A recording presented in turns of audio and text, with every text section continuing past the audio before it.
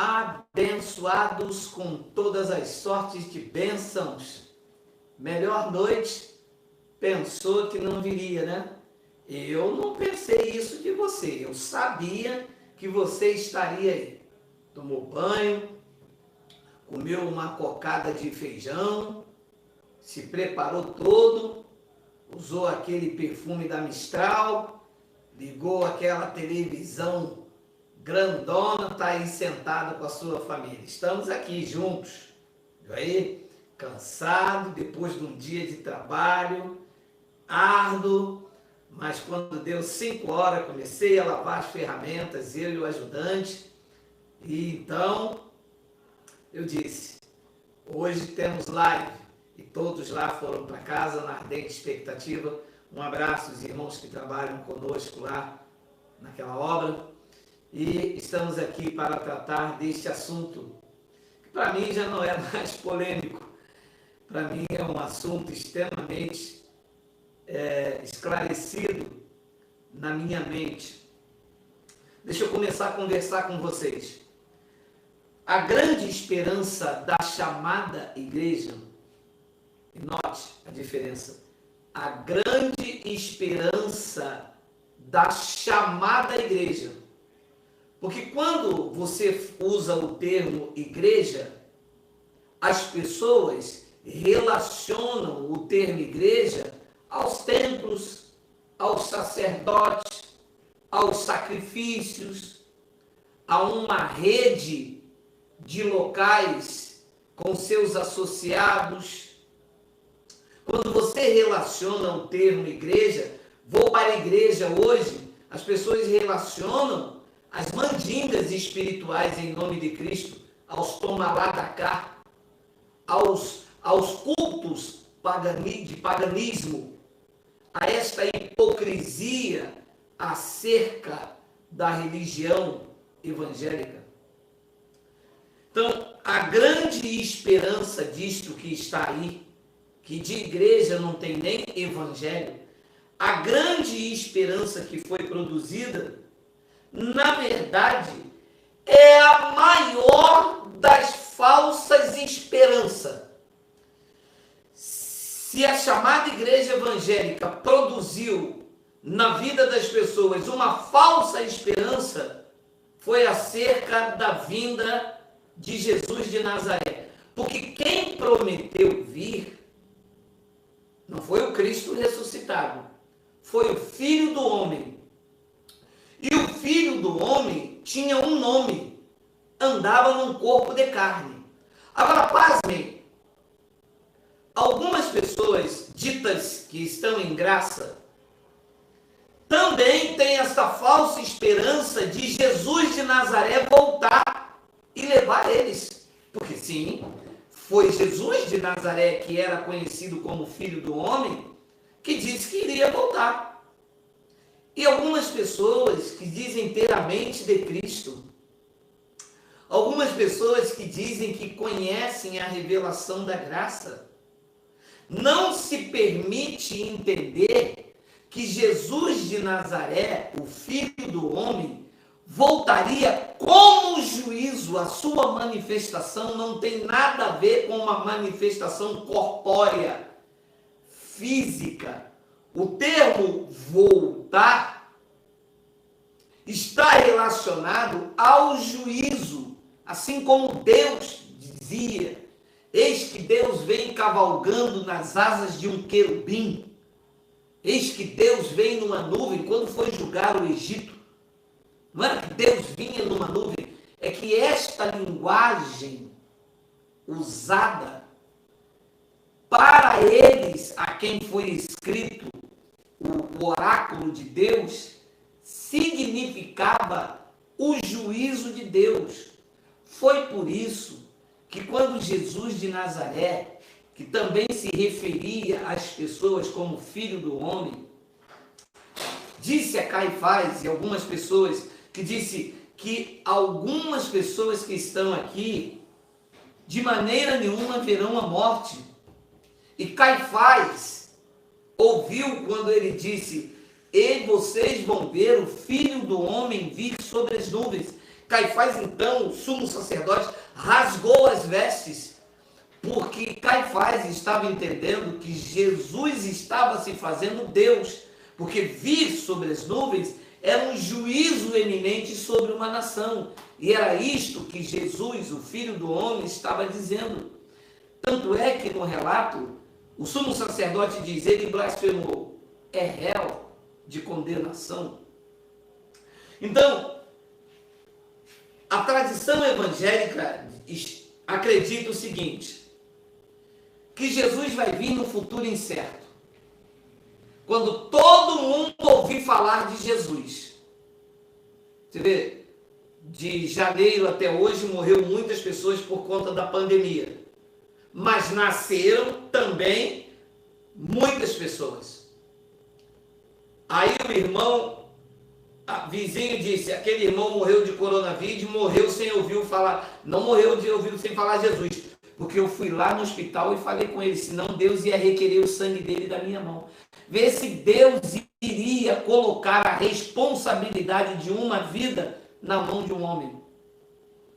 Então a igreja acredita assim, Jesus vai voltar, vai levar a igreja, o mundo vai passar pela grande tribulação, e ele arrebatou a igreja, e o mundo continuando aqui, a igreja viva lá no céu, as pessoas sem tomar banho, com fome, Jesus multiplicando pão, eu vou ver meu pai ressuscitou do túmulo de carne e osso, está lá no céu.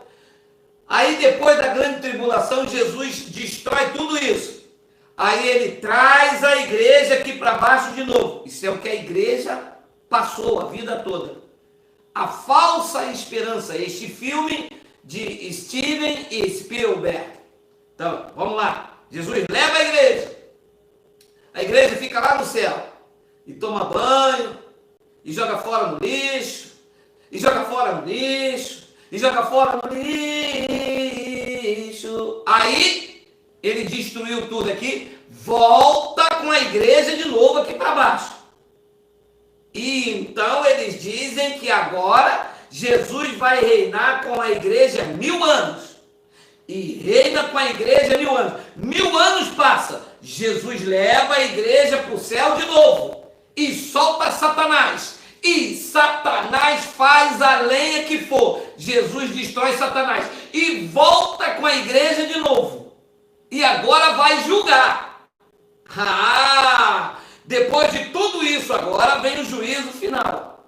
E no final de tudo, ele leva para o céu. Meu amado, eu acreditei nisto durante anos a fio, sem nunca questionar, porque não tem uma passagem que corrobora essa fantasia lunática. Não tem uma passagem e no conceito judaico, porque nenhum brasileiro escreveu a Bíblia. Todos escreveram ali, foram judeus. Com exceção de Paulo, que também eram judeus, mas escreveu para os estrangeiros de todas as nações, todos eles têm uma mensagem judaica, com linguagem de figura, com figura de linguagem, com analogia metafórica. Tudo isto que está aqui é uma linguagem de figura para os judeus. Ficou com medo do tamanho da Bíblia, né? Meu amado, durante anos a fio, eu acreditei nisto. Ora, e quando eu sofri aqui, o pastor dizia, Geraldo, se você está sofrendo, dê glória a Deus, porque Jesus vai te levar no céu para morar numa rua de ouro. Você não tem nada aqui, mas no céu você vai ser rico.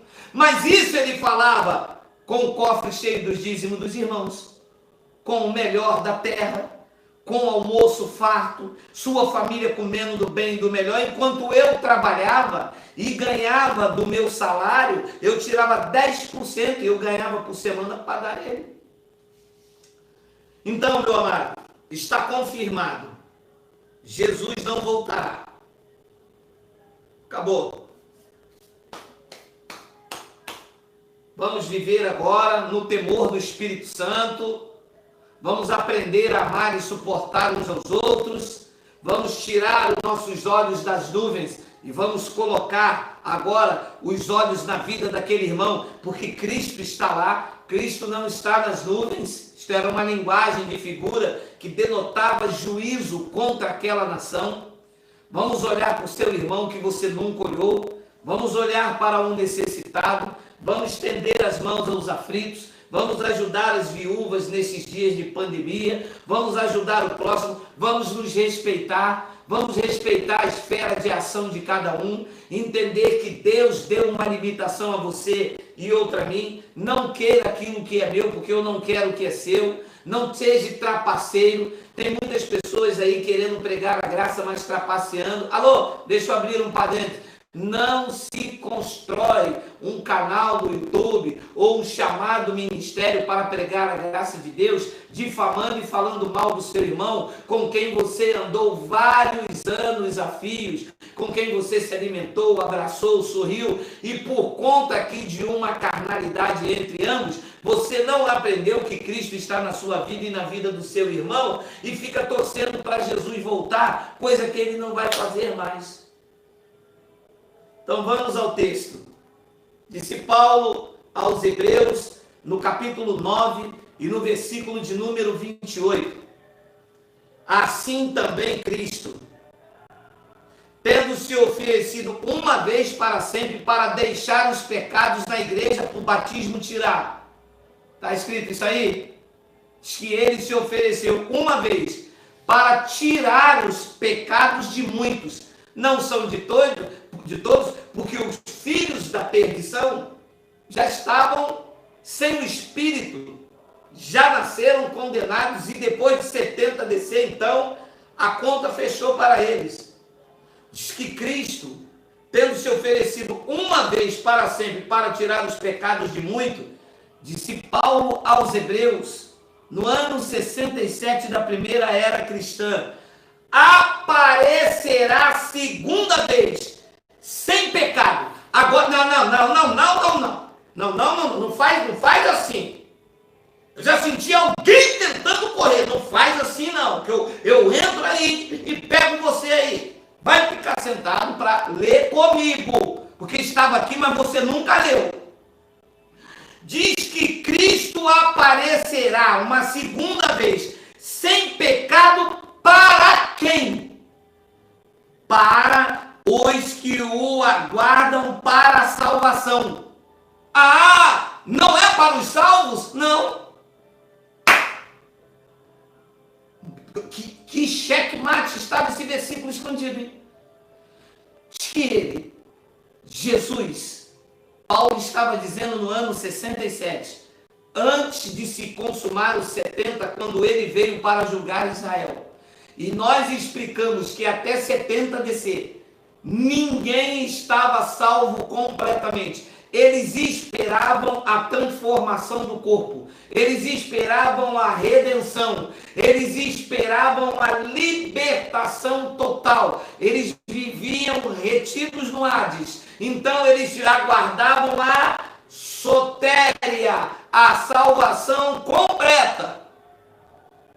Diz que ele aparecerá segunda vez sem pecado aos que o aguardam para a salvação. Eu não estou aguardando Jesus para a salvação, eu estou salvo, sempre salvo, perfeitamente salvo. Então, quem estava antes de 70 não estava salvo ainda, faltava ainda a redenção, faltava ainda a transformação dos corpos. Os irmãos lá dormiam no Senhor, eles ainda estavam debaixo da lei física, então eles estavam aguardando a salvação. Lembra que eu disse em Romanos 13:11, eu vou digitar, Romanos 13:11, olha lá. E digo isto a vós outros, que conheceis o tempo, já é hora de vos despertar do sono, porque a nossa salvação, eles estavam aguardando a salvação, sim ou não? Quem é que iria aparecer para a salvação que eles estavam esperando? Jesus, o Filho do Homem, apareceria segunda vez. Ora, se Se ele não veio, ninguém está salvo ainda. Correto? Correto. Se ele não veio, todos nós hoje estamos aguardando a salvação. Correto? Então é ingraça, é errado falar que uma vez salvo, salvo para sempre. Ora, se ele não veio, diz o texto de Hebreus 9, 28, não é isso? Olha lá. Assim também Cristo, tendo se oferecido uma vez para tirar os pecados de muitos, aparecerá segunda vez sem pecado aos que o aguardam para a salvação. Então, eles estavam aguardando a salvação. Nós, depois da consumação de tudo aquilo consumado, conhecido numa linguagem para aqueles que estão com a mente mais à frente dos nossos irmãos, que ainda estão lá na primeira série da graça, quem está fazendo a faculdade da graça, entende a escatologia consumada. Entende que tudo se consumou a respeito da sotéria, a respeito da redenção, a respeito do vencer o Hades, a morte, que se concluiu com a queda do templo e deu-se então o juízo. Então, eles estavam aguardando a salvação. Nós já estamos salvos. Esperar Jesus é dizer, eu não estou salvo ainda, eu estou esperando ele para me salvar. Isto aqui é a maior das falsas esperanças apresentada pelos teólogos da igreja. E quando é que Paulo disse que isto aqui iria acontecer? Será que isto aqui, que ele iria aparecer para os que aguardam, não é os que têm? Aguardam é que não tem a salvação ainda, correto? Correto. Então, quando é que isto iria acontecer? Leia comigo, porque é um relato de Hebreus 9, 20, 9, 10, Hebreus 10, aí ele chega até o versículo, capítulo 10, versículo 37. Leia comigo, leia comigo. Porque ainda dentro de pouco tempo, aquele que vem virá e não o que, doutor? Não tardará. E que ano que está se escrevendo isso? No ano 67 da era cristã. Foi uma das últimas epístolas que nós acreditamos que seja Paulo, que foi escrito. Depois de Paulo falar, ele vai aparecer segunda vez para os que aguardam, porque não estão salvos completamente. Ele então, Paulo disse, porque ainda dentro de pouco tempo, que palavra não?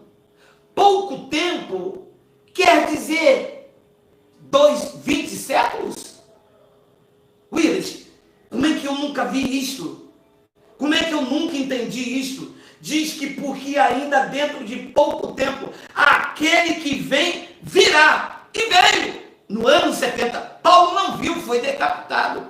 Paulo confirmou, ele não tardará. A igreja está dizendo, ele não veio ainda.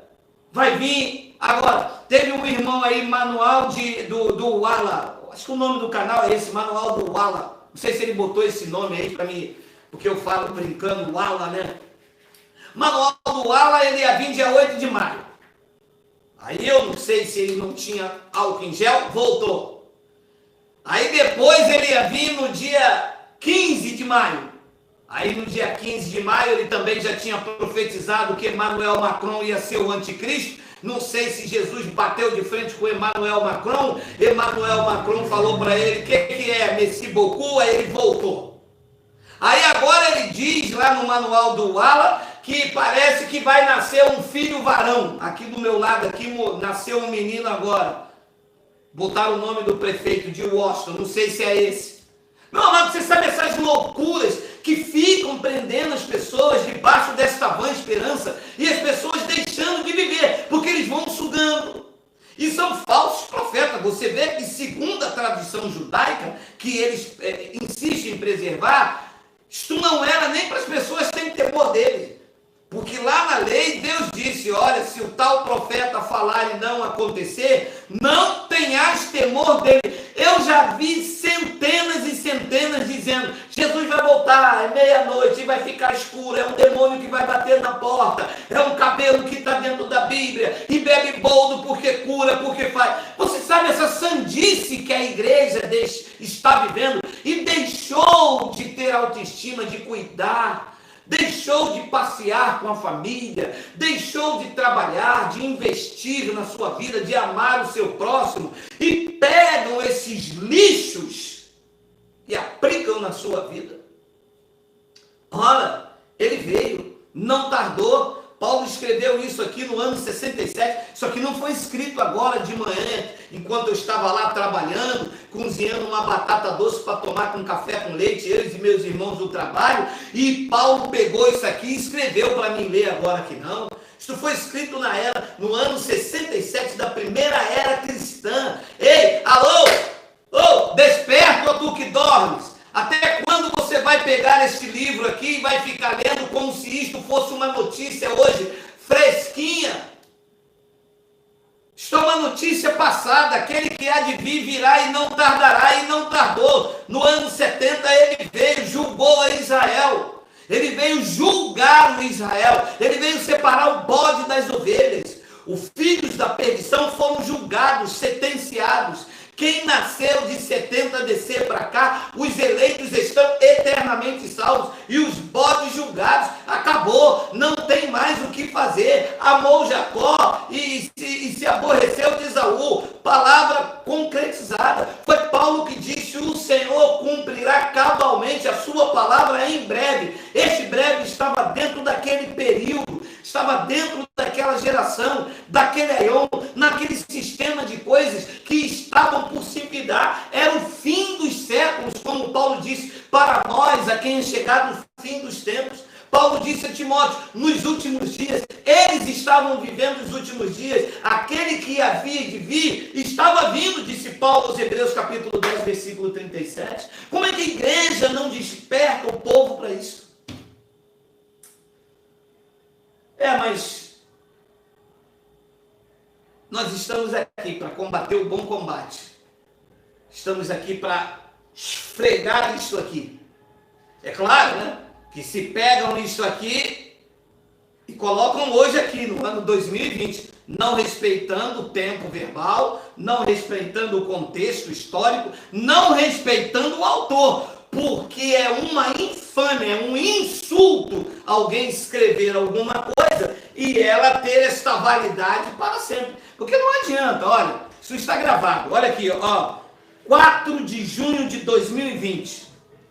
Você que está me assistindo em 4 de junho de 2095, estamos dizendo aqui em rede nacional e também para o mundo, que é uma farsa esperar Jesus de Nazaré voltar. Ele voltou para os judeus, para julgar os judeus.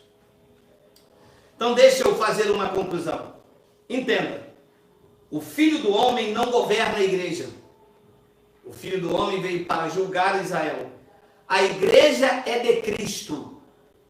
A igreja é o seu corpo. Cristo é o cabeça. A igreja não está separada de Cristo. Ela não é uma mula sem cabeça. Jesus não tem que vir para buscar a sua igreja. A igreja já está presa, atrelada a ele.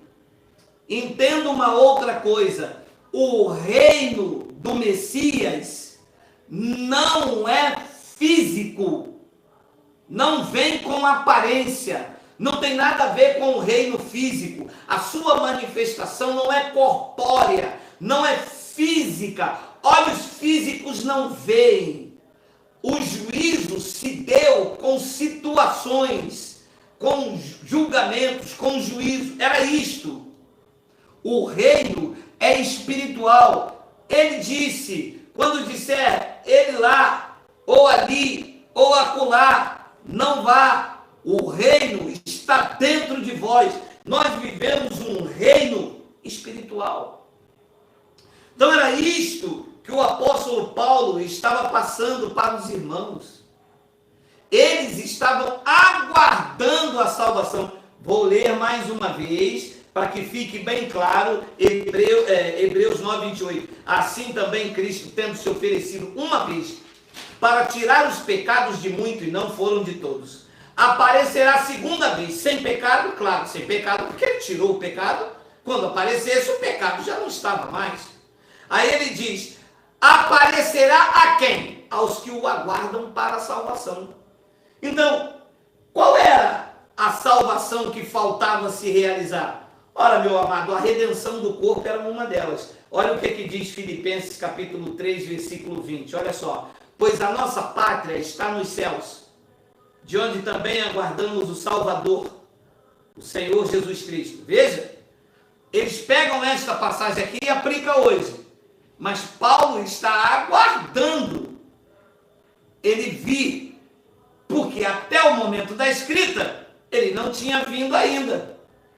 Entende? Depois ele diz no versículo de número 21, o qual transformará o nosso corpo de humilhação para ser igual ao corpo da sua glória, segundo a eficácia do poder que ele tem de até subordinar a si todas as coisas. Então, o nosso, e é difícil para um homem de quarta série ter que ensinar os bacharéis em teologia, né?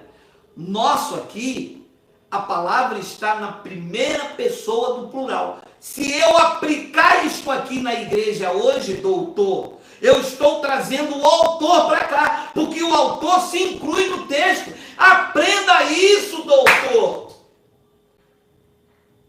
Como que eu posso dizer que esta palavra é para os nossos dias, se o autor se inclui? A palavra nosso está dizendo que o autor está incluído. Se eu trouxer isto para cá, eu estou ressuscitando Paulo.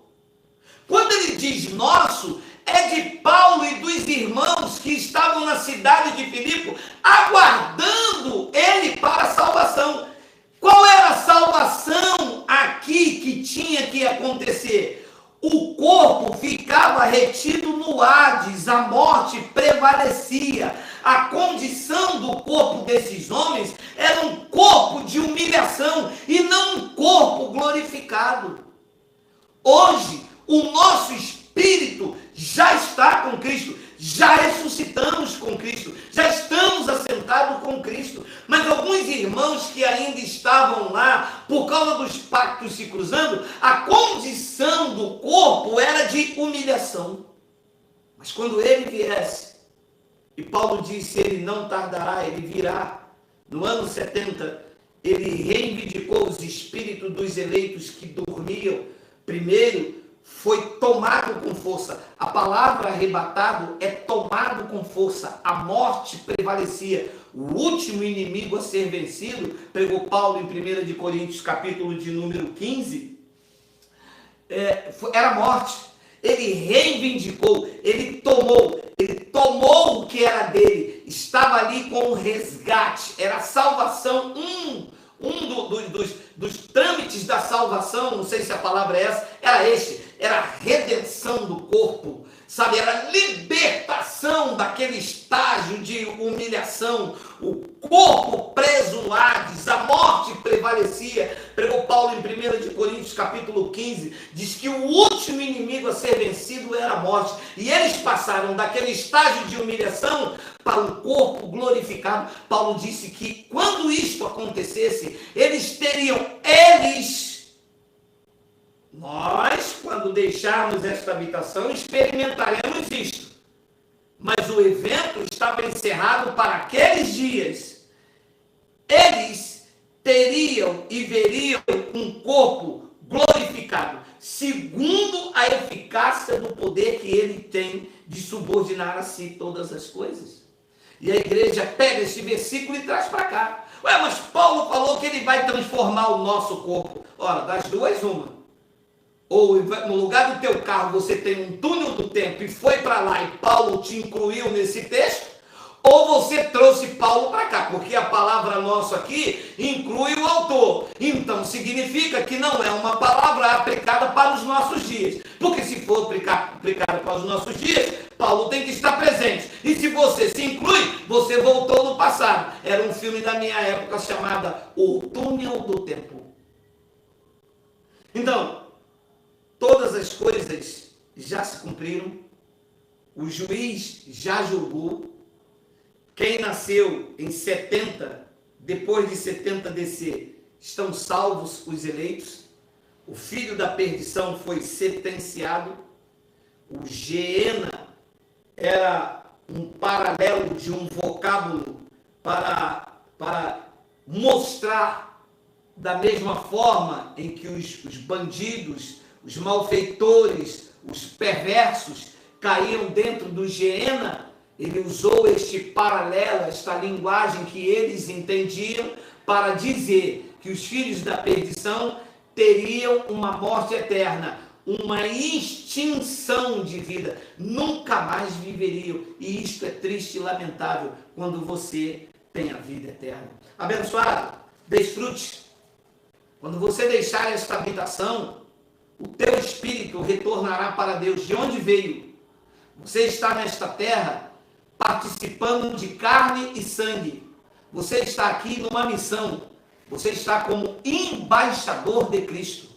Quando eu falo com vocês nesta live, eu não estou me dirigindo ao cabelo, à cor, a se é gordo, se é magro. Não estou olhando para o ser humano, para a carne. Esta carne é o veículo para quem eu estou falando. Eu estou falando para os espíritos dos justos aperfeiçoados. Eu estou falando para os predestinados. Eu estou falando para aqueles que são embaixadores e embaixatriz. O embaixador é alguém que cuida do interesse da sua pátria em um outro país. Paulo disse aqui no versículo de número 20 que a nossa pátria, a pátria espiritual, tu veio da pátria espiritual. O teu espírito, para se locomover neste mundo físico, se revestiu desta matéria, deste véu, mas você não é esse véu. A quem eu me dirijo é o Espírito perfeito, é o Espírito predestinado, em que Deus deu a dignidade de você participar de carne e sangue, está aqui experimentando as mesmas coisas que Jesus de Nazaré experimentou. Você tem a oportunidade ímpar, como cidadão do céu, de participar dessas coisas terrenas. É claro que na carne você vai se entristecendo, você vai aqui se surpreendendo, e quanto mais você se apega às coisas desse mundo, mais você sofre. Quanto mais ligação tu tem com o Pai espiritual, mais você vence. Lembra do que Paulo disse? Nós andamos por fé, não pelo que vemos, porque as coisas que vemos são perecíveis, mas as coisas que não vemos, elas são eternas. Os nossos olhos estão no autor e o consumador da nossa fé. Deixa esta parafernália física criada pela igreja evangélica, que trouxe isso da igreja romana. Deixe todas essas coisas, esses factoides, esses fake news evangélicos, e viva a realidade da escatologia consumada, da revelação perfeita e completa do evangelho do Cristo ressuscitado.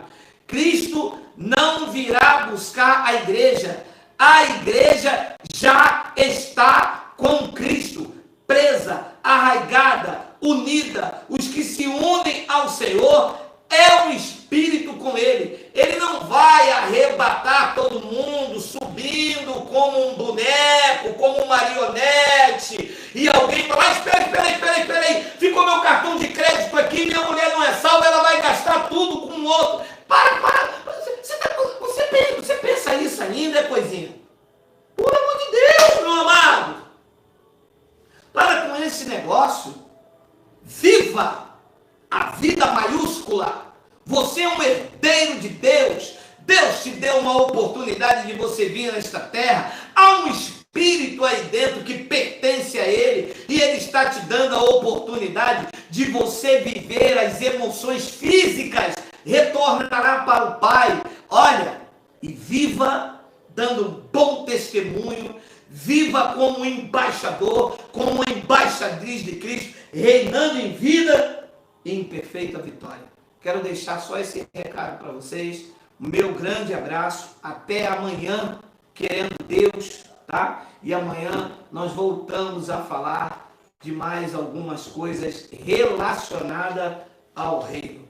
A grande esperança da igreja é a maior das falsas esperanças. Quero mandar um abraço para Kennedy e família do Rio Branco, no Acre, Davi Elias, São Lourenço, sul de Minas, Jair de Paula e Nalva de Paula, de Porto Ferreira, São Paulo, Andréia Cardoso, Curitiba, do Paraná, Adeildo Regli e Nilda, de Curitiba, também Paraná, Júlia e Raquel, de Conrado, Pernambuco, Flávio Liana, de Paraupebas, deve ser de Pará, Diana Maria Vieira Ribeiro, do Piauí, Francisco Bezerra, de Juazeiro do Norte, Aline Silva, de Sergipe, Reinaldo Molina, de Londrina, no Paraná, Suelen Carmo, do Amapá, Elis Evaristo Umuarama, do Paraná, Vaguinho Santos Teixeira, da Bahia, Márcio Paixão Iambupe,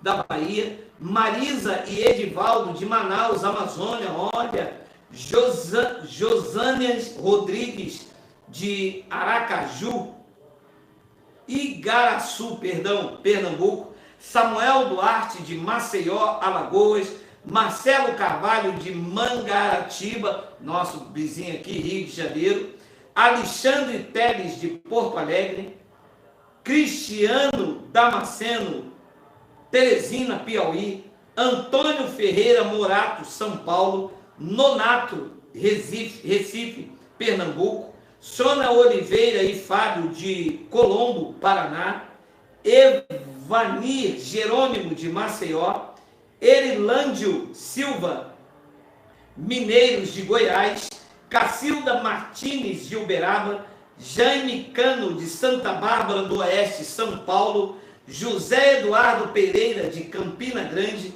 Tânia Luiz, da Bahia, Juvenal Pereira, de Goiânia, Lorival, de Contagem, Minas Gerais, e Oswaldina Brick, de Joinville, Santa Catarina, e Geraldo Rodrigues, Janaúba, de Minas Gerais. Não vai embora não, espera aí. Vamos fazer uma confissão de fé. Só um minuto.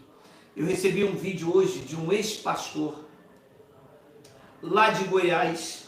Deixe-me ver se eu anotei o nome dele aqui. É o pastor Rodriguinho, de Anápolis, de Goiás. Um testemunho bomba contra o sistema. Nós vamos colocar aqui segunda-feira, se for possível, já pedi para editar, nós vamos colocar segunda-feira. A graça de Deus está fazendo um estrago no sistema, e com esse negócio de coronavírus que as pessoas estão dentro de casa, olha, essas lives estão bombando. É claro que entra aí uns fedorentos, né, para espreitar a nossa liberdade, mas o evangelho revelado rebenta e sai todo torto. Eu vou deixar aqui um apelo, faça um vídeo para questionar essas passagens e bota lá no YouTube, e o povo vai julgar, tá bom? Quero terminar com uma confissão de fé, dizer que sobre a sua vida está a unção genuína do Espírito Santo, dizer que o dom de Deus está na tua vida, que tu és aperfeiçoado em Cristo, que sobre a sua vida rege a lei do amor, nenhum dom te falta, que as portas estejam sempre abertas, que você goze e desfrute do melhor que Deus tem para você, que toda a revelação já está disponível e acessível a você pelo novo e vivo caminho que Ele nos consagrou, dizer que a sua família é bendita, que a cobertura de Cristo está sobre a tua vida, sobre a tua casa, sobre os teus negócios e sobre a tua família. Não temas, o Pai está no controle. Antes que o dia de amanhã acontecesse, Ele já era. Ele foi no futuro, viu tudo o que é nocivo contra você e preparou o melhor para que você desfrute como herdeiro de Deus do banquete que o Pai tem para você. É assim a minha confissão de fé. Você está reinando em vida e em perfeita vitória. E pela confissão do Evangelho, andas seguro, tranquilo e sem temor do mal. Assim é, eu creio, porque eu falo. Porque assim é que diz o Evangelho da graça de Deus. Até amanhã, querendo Deus, graça e paz. Tchau.